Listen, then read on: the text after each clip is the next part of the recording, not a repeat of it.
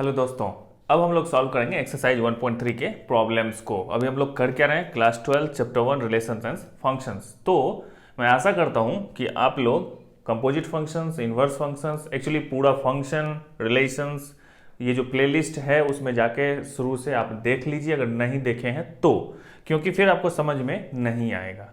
तो बेटर ये है कि पहले आप वो समझ लीजिए और अगर आप देखते हुए आ रहे हैं तो फाइन एंड गुड, आपको ये समझ में आएगा।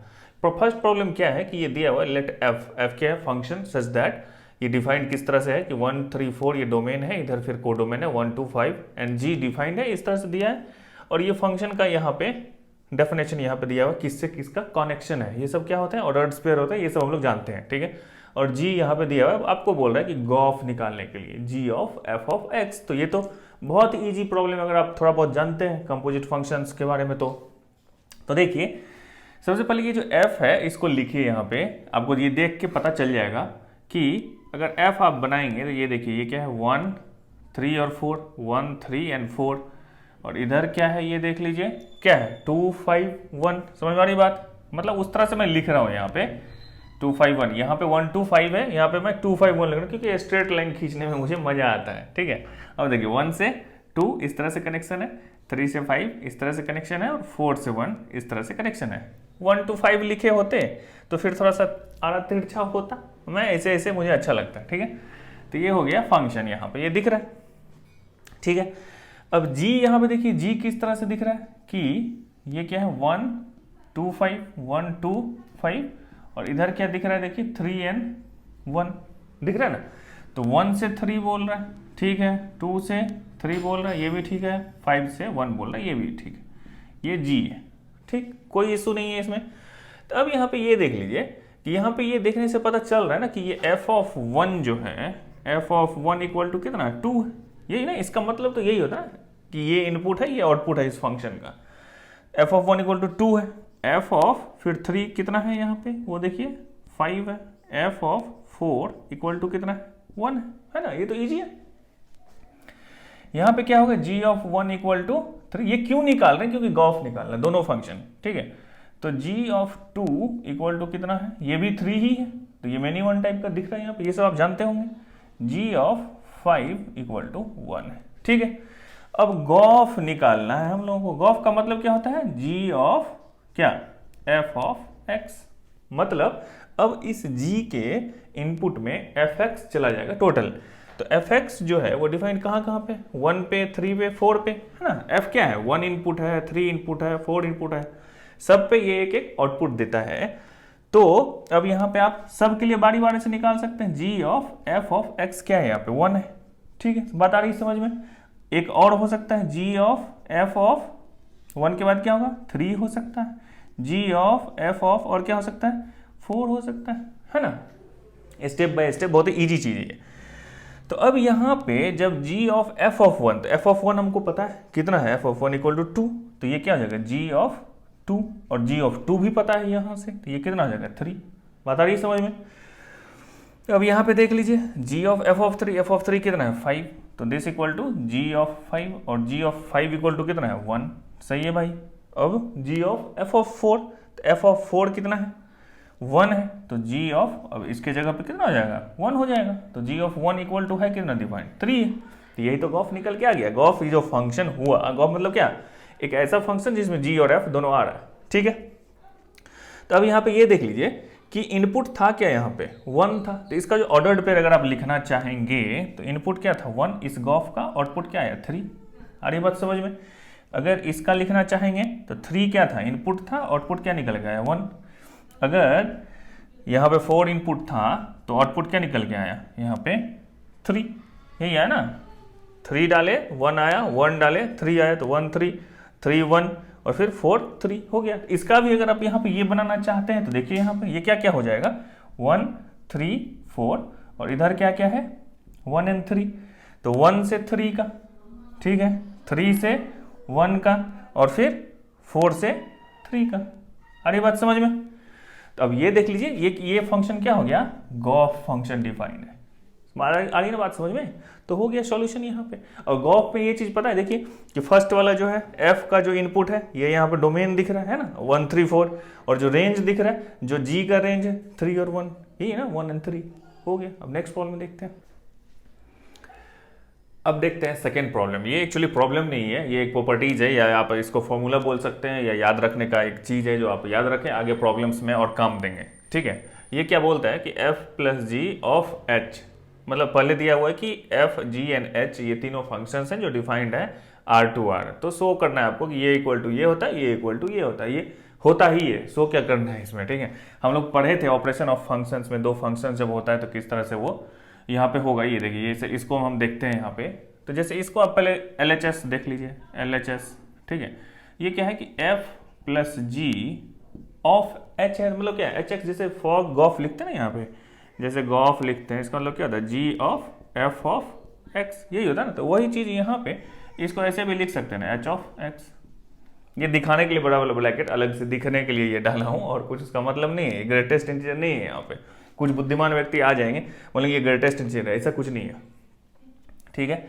अब इसको ये जब इसको ऐसे लिख सकते हैं, f ऑफ क्या लिख सकते हैं इसको, h ऑफ x ऐसे लिख सकते हैं, फिर प्लस g ऑफ क्या लिख सकते हैं, h ऑफ x, ठीक है। ये तो सिंपल है ना। तो फिर ये क्या है, f of h of x, इसी को तो लिख सकते हैं ना f ऑफ hx, यही है, equal to f of hx, short में यही, फिर प्लस g ऑफ hx, यही लिख सकते हैं। तो हो तो क्या ये प्रूव्ड, इक्वल टू RHS। इसमें कुछ है ही नहीं, ये मतलब एक्चुअली प्रॉब्लम है ही नहीं। सेकेंड वाला देख लीजिए, इसमें भी उसी तरह से कर सकते हैं। इसका LHS देखिए क्या है, ये f इंटू जी, इसी को अब मैं लिख रहा हूँ यहाँ पे h ऑफ x, है ना, इजी चीज़ है ना ये, ठीक है। अब इसको हम लोग क्या लिख सकते हैं, f इंटू क्या लिख सकते हैं, hx, ठीक है, इंटू g ऑफ hx, यही लिख सकते हैं। जो लिखा वही तो लिख रहे हैं। ये कैसे लिख रहे हैं, ऑपरेशन ऑफ फंक्शन, जब दो पॉजिटिव यहाँ पे प्लस है और यहाँ पे कुछ मल्टीप्लिकेशन किया हुआ है यहाँ पे इस तरह से, तो फिर इसको एक साथ यहाँ पे ऐसे लिख सकते हैं हम लोग, ये प्रॉपर्टी होता है, ठीक है। तो अब इसको फिर तो वही बात हो गई, ये f ऑफ h लिख सकते हैं इसको, इनटू ये क्या हो जाएगा, g ऑफ h। तो ये बहुत ही ईजीएस्ट प्रॉब्लम था, हो गया ये सॉल्व, ये दोनों प्रूव हो गए, ये this equal to this, this equal to this. Actually ये आपको हमेशा याद रखना है, मतलब समझ लेना है कि ये अगर है कहीं पे आपको प्रॉब्लम बना, कॉम्पिटेटिव एग्जामिनेशंस में जनरली अगर इस तरह का कुछ आएगा तो आपको इसको यूज करना पड़ेगा, तो वो इजीली सॉल्व हो जाएगा, ठीक है। चलिए अभी इसको सॉल्व करते हैं। ये क्या कहता है कि भैया निकालो गॉफ एंड फॉग, ठीक है। तो इससे तो आप बहुत ज़्यादा फैमिलियर हो चुके हैं होंगे अब तक, अगर आप सब कुछ फॉलो करते आ रहे हैं तो यहाँ पे दो क्वेश्चन है, एक फर्स्ट ये, सेकंड ये। इसमें fx और gx दोनों में दिया हुआ है और दोनों के लिए फॉग एंड गॉफ निकालना है। तो ये तो बहुत इजी सी बात है ना, अगर आप जानते हैं गॉफ और फॉग, ठीक है। तो फर्स्ट वन का सॉल्यूशन देखते हैं कि क्या होगा, ठीक। f ऑफ x दिया हुआ है, g ऑफ x दिया हुआ है। अगर आप यहाँ पे मान लिया कि गॉफ निकालते हैं सबसे पहले, तो गॉफ का मतलब क्या होता है, g of f of x, है ना। तो फिर f ऑफ x यहाँ पे जो है वो यहाँ पे आ जाएगा, ठीक है। कुछ तो करना नहीं है इसमें, putting the value getting the result है। f of x equal to कितना हो जाएगा, ये मॉड x, है ना। और अब ये क्या हो गया, g ऑफ मॉड x, मतलब अब gx में जहां पे x है वहां पे मॉड x लिख दो, हो गया काम खत्म। दिस इक्वल टू, अब gx है कितना ये, अब इसमें x कहाँ पे, ये 5x के पास x है, इस x के पास क्या हो जाएगा, मॉड x, हो गया बात खत्म। तो 5 इंटू मॉड x माइनस 2 हो गया, यही तो आंसर हो गया, और तो कुछ करना ही नहीं है इसमें, काम खत्म, है नहीं जी। मतलब ये मुझे लगता है 9th में भी था शायद इस तरह से निकालने के लिए, है कि नहीं। तो ये तो बहुत इजी है, ठीक है। ये गॉफ हो गया। अब अगर फॉग निकालना है तो दिस इक्वल टू क्या हो जाएगा, f of g of x, ठीक है। This equal to f of gx, तो gx कितना दिया हुआ है यहाँ पे, 5x माइनस 2, ठीक। तो अब क्या होगा, f ऑफ x में जहां पे x है उस x को ये वैल्यू रिफ्लेक्ट कर देगा, और क्या, जिस तरह f1 निकालते हैं f2 निकालते हैं तो f ये निकालेंगे, x के जगह पे ये हो जाएगा। तो दिस इक्वल टू कितना हो जाएगा, ये मॉड x पहले से, तो मॉड तो ये हो गया और उसके अंदर ये है, तो फिर से ये एलिमेंट 5x माइनस 2, अब बाहर से तो ये हो गया मॉड x, ठीक है। तो ये हो गया मॉड, इसके अंदर ये हो गया इसका x, ठीक, बात खत्म। और दो मॉड का कोई मतलब तो होता नहीं, पॉजिटिव के ऊपर फिर से पॉजिटिव लगा देने से क्या फायदा, तो एक ही बार लिखो 5x माइनस 2, हो गया, वही आंसर हो गया। मॉडुलस जानते हैं ना, मॉडुलस जानते हैं, ये मैं मान रहा हूँ कि मॉडुलस आपको पता है, तब मैं ये लिख रहा हूँ, मॉडुलस का जो आउटपुट होता है वो हमेशा नॉन नेगेटिव होता है, जीरो या पॉजिटिव। ठीक है, ये हो गया सॉल्यूशन 1। सॉल्यूशन 1 अगर हो गया तो सॉल्यूशन 2 भी हो जाएगा। क्या हो जाएगा, अब इसका गॉफ निकाल लेते हैं। गॉफ इक्वल टू कितना हो जाएगा, फिर ये वही बात, g of f of x this equal to g of f of x। f of x है कितना यहाँ पे 8x³ दिस इक्वल टू, अब g ऑफ x में जहां पे x है वहां पे ये एलिमेंट आ जाएगा ना, तो ये हो जाएगा, यहाँ पे x है तो 8x³ और इसके ऊपर में यहाँ पे क्या है 1/3, तो 1/3। तो मुझे लगता है कि ये तो शायद 7th 8th में लोग पढ़ते हैं, है कि नहीं। इसका आंसर कितना हो जाएगा 2x, ये 8 है, 2 × 2 × 2 8 और फिर ये 3 है, 3 से ये कट जाएगा तो x बचेगा 2x, हो गया आंसर। ठीक, अब अगर फॉग निकालेंगे इसी का तो क्या होगा, f of g of x this equal to f of gx, तो gx क्या है यहाँ पे x⁻⁴ तो दिस इक्वल टू, अब f ऑफ x में ये जो है यहाँ पे x के जगह पे आ जाएगा तो 8x, x के जगह पे क्या हो जाएगा x⁻⁴ और उसके ऊपर क्या है q है ना, तो फिर ये 3 3 यहाँ कैंसिल हो जाएगा, दिस इक्वल टू 8x हो गया। तो यही तो आंसर हो गया, ये आंसर, ये आंसर, ये आंसर, ये आंसर। अब इसको सॉल्व करते हैं। ये क्या है, f of x equal to 4x + 3 divided by 6x - 4, जहाँ पे x नॉट इक्वल टू 2/3 है। ये क्यों लिखा हुआ है ये आपको समझ में आया होगा, क्योंकि नीचे में डिवाइड बाई 0 नहीं होना चाहिए, तो 6x - 4 इक्वल टू अगर 0 होगा तो 6x इक्वल टू 4 होगा, x इक्वल टू 4/6 होगा, इसका मतलब 2/3 होगा। सारी बात समझ में, यानी कि इस पोजीशन पे ये not equal to x is not equal to 2/3। ठीक है, अगर ये ऐसा हो जाएगा तो फिर ये फंक्शन ही अनडिफाइंड हो जाएगा। ओके, अब बोला कि so that f of x खुद में यहाँ पे निकालना है, equal to x for all x not equal to 2/3, ये तो ऐसे ही लिखा हुआ, what is the inverse of f। ठीक है, तो ये एक कॉन्सेप्ट है यहाँ पे, आपको समझना हो क्या है, मतलब ऐसा कुछ बहुत बड़ी बात नहीं है, छोटी सी चीज है। पहले हम निकालते हैं f ऑफ x। ठीक है, f ऑफ x निकालने के लिए करना क्या होगा, जिस तरह गॉफ निकालते हैं, जिस तरह फॉग निकालते हैं, तो फॉग भी निकलेगा ना, f ऑफ x, यही होगा f ऑफ x होगा ना, f equal to f of fx लिख सकते। ठीक है, तो मतलब इसी फंक्शन में इसी x के जगह पे फिर से fx का वैल्यू डालना है ना, यही तो मतलब हो गया ना। तो 4 × x के जगह पे क्या होगा, ये f ऑफ x हो जाएगा, तो ये क्या है 4x + 3 डिवाइडेड बाई 6x - 4, यही है ना, यहाँ पे इस x के जगह पे सेम टू सेम रिप्लेस कर देगा, +3 ये यहाँ पे डिवाइडेड बाई, अब यहाँ पे भी फिर वही चीज 6 × 4x + 3 डिवाइडेड बाई 6x - 4।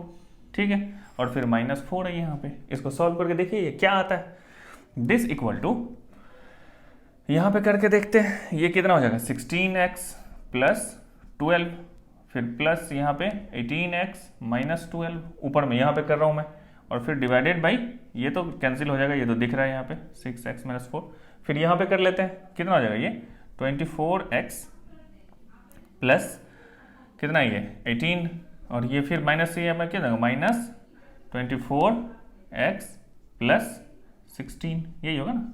ठीक, 6x - 4, तो ये भैया कैंसिल हो गया। ठीक है, क्योंकि यहाँ पे बोल रहा है कि x is not equal to 2/3, अगर ये ऐसा होगा तो फिर कैंसिल नहीं कर सकते। समझ में आई ना बात, ये सब छोटी छोटी बातें हैं जो आपको समझ में आनी चाहिए। ये हो गया। अब यहाँ पे देखिए ये -12 + 12 कैंसिल हो गया, यहाँ पे -24x + 24x हो गया। अब यहाँ पे ये देख लीजिए ये कितना है 18 है, ये 16 है, और ऊपर में भी वही चीज़ है 18 और 16, तो आपको पता चल रहा है इक्वल टू 60x होना चाहिए। कितना हो जाएगा 8 + 6 = 14, 4 1 1 1 2 1 3, 34x डिवाइडेड बाई 34, तो इक्वल टू कितना हो गया x हो गया ना x।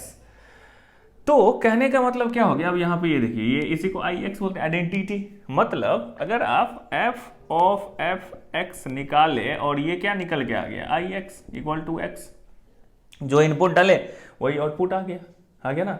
हम लोग क्या पढ़ते थे कुछ पिछले क्लास में कि गॉफ x ऐसे अगर निकालते हैं हम गॉफ, और ये इक्वल टू अगर ix आ जाता है या x आ जाता है, तो हम लोग क्या बोलते हैं कि ये जो g है f का इनवर्स है, बोलते हैं ना, वही टेस्ट होता है अगर ऐसा हुआ तो इसका मतलब ये हो गया कि यहाँ पे ये f खुद का इनवर्स है। आ रही बात समझ में कि मतलब यहाँ पे फॉफ में ये जो एफ है ये जी का काम कर रहा है।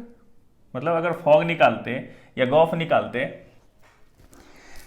अगर यहाँ पे फॉग निकालते तो जी ऑफ एक्स होता वहाँ पे, तो वो आई वाई इस तरह से निकालते। मतलब कहने का मतलब क्या, इतना इतना इसमें सोचने की जरूरत नहीं है। कहने का मतलब ये है कि जैसे ही एफ ऑफ एफ एक्स निकाले और ये आई एक्स निकल के एक्स ही आ गया, इसका मतलब ही ये हो गया कि ये खुद का इनवर्स है। आ रही बात समझ में? यानी कि ये जब इनवर्स निकालेंगे आप एफ इनवर्स एक्स, तो ये भी यही फंक्शन देगा F x 4x + 3 divided by 6x - 4। अगर ये आपको लगता है कि ऐसा नहीं होगा तो वो देख लीजिए आप करके खुद से, y = 4x + 3 divided by 6x - 4, ये दिया हुआ है। अब इसका क्या बोलते हैं, इसको अब x को y के टर्म में लिखिए, तो ये कितना हो जाएगा 6xy - 4y = कितना है ये 4x + 3, है ना। अब इसको इधर लेके चले गए तो क्या हो जाएगा ये 4x - 6xy = -4y - 3, ऐसा होगा ना। तो अब यहाँ पे क्या हो जाएगा, ये देखिए यहाँ पे अगर x ले लिया यहाँ पे कॉमन, तो ये क्या ना 4 - 6y, ठीक, this equal to minus of 4y + 3, ऐसा भी लिख सकते। ये कैलकुलेशन थोड़ा लंबा चला गया, तो इसको अब क्या लिख सकते हैं, x × 6y - 4 = 4y + 3, ये माइनस यहाँ से कॉमन लेके फिर इस माइनस को कैंसिल कर दिए। तो अब ये x = देखिए कितना होता है, ये 4y + 3 डिवाइडेड बाई कितना हो जाएगा, ये 6y - 4 हो गया ना। अब देखिए क्या ये फंक्शन और ये फंक्शन दोनों एक ही नहीं है क्या, ये 4x है ये y वही है ना, 4y + 3 4x + 3 6x, तो 6x - 4 तो 6y - 4, क्रॉस चेक कर लिए।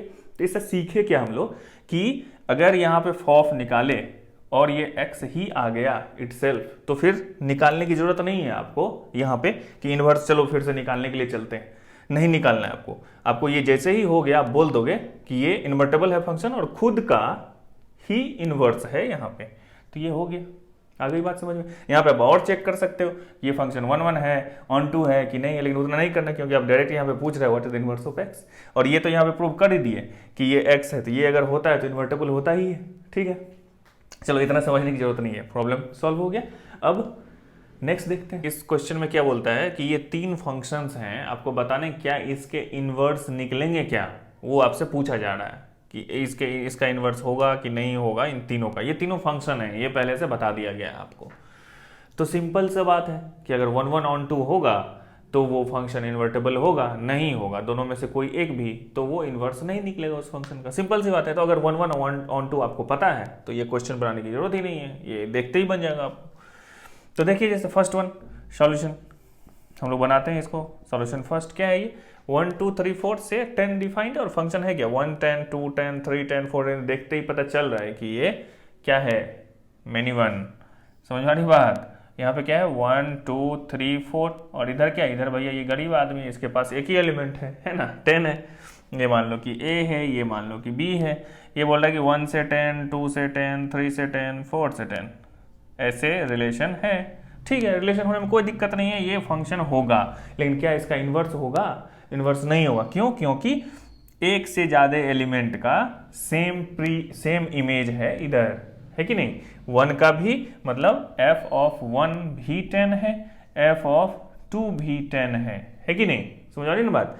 तो यहां पे दिख रहा है कि 2 चीज का एक है यहाँ पे, इसका मतलब ये मेनी वन हो गया, है ना बात। ये मतलब मेनी वन हो गया, मतलब ये 1 1 नहीं हुआ, 1 1 नहीं हुआ तो फिर आगे चेक करने की जरूरत है ही नहीं। इसका मतलब इसका इन्वर्स हम लोग नहीं निकाल सकते, नॉट इन्वर्टेबल आप यहाँ पे लिख सकते। ठीक है, जो लिखना है आप लिखो, आप बात तो समझ गए ना कि इसका इन्वर्स नहीं निकलेगा। ठीक, अब देखते हैं सेकेंड नंबर का सॉल्यूशन क्या है। ये है डिफाइंड क्या 5 6 7 8 से 1 2 3 4 और इसके हैं क्या क्या एलिमेंट्स यहाँ पे ऑर्डर पेयर्स 5 4 6 3 7 4 8 2।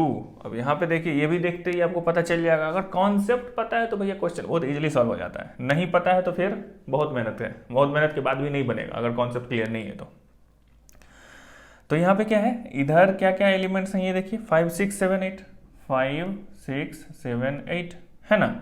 और फिर इधर क्या एलिमेंट्स हैं वो देखिए 1 2 3 4 है ना, कोडोमेन में 1 2 3 4। और ये बोला कि 5 से 4 का, 5 से 4 जो जो कहता है वो करते जाइए, अपने आप दिख जाएगा। 6 से 3 का, 7 से 4 का, 7 से 4 का, और 8 से 2 का, 8 से 2 का रिलेशन है। यही ये फंक्शन है जी, ये फंक्शन क्या है, जी। ठीक, अब क्या ये फंक्शन ऑन टू है? नहीं है। क्यों नहीं है? क्योंकि इसके यहाँ पे एक एलिमेंट छूट गया जिसका कि इधर प्री इमेज नहीं है। तो जैसे ही जब इन्वर्स निकालेंगे, इधर घुमाएंगे इसको, तो इधर क्या हो जाएगा, ये 1 2 3 4, और इधर क्या हो जाएगा 5 6 7 8। तो भाई इसका सबका रिलेशन होगा, ये बेचारा छूट जाएगा। तो डोमेन में एक चीज जैसे ही छूटा तो फिर उसका वो तो फंक्शन हुआ ही नहीं। तो इसका मतलब ये ऑन टू नहीं है, ये फंक्शन ऑन टू नहीं है। तो हम बोल सकते हैं कि इसका भी इनवर्स नहीं होगा। इनवर्स निकालने के लिए सिर्फ एक ही है, 1 1 होना चाहिए और ऑन टू भी होना चाहिए। ठीक, थर्ड वन देखते हैं। अब थर्ड वन में क्या है कॉन्सेप्ट, ये क्या बोलता है 2 3 4 5 से 7 9 11 13, और ये है 2 7। बना लीजिए, बनाइए तो फिर दिख जाएगा आपको कि ये क्या सही में है 1 1 या नहीं है, ऑन टू है या नहीं है। 2 7 2 3 4 5, 2 3 4 5। इधर क्या क्या है 7 9 11 13, 7 9 11 13। 2 से 7 का ये तो मजेदार केस है, सीधा सीधा जाएगा लाइन। 2 7 3 9 4 11 है ना, और फिर 5 13, ये मस्त है।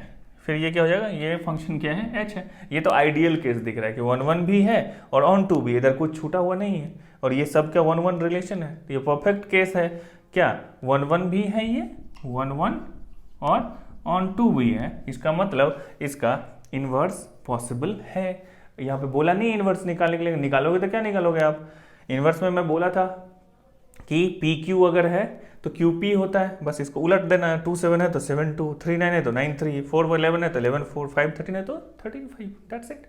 ठीक है, अब नेक्स्ट फॉर्मूला देखते हैं।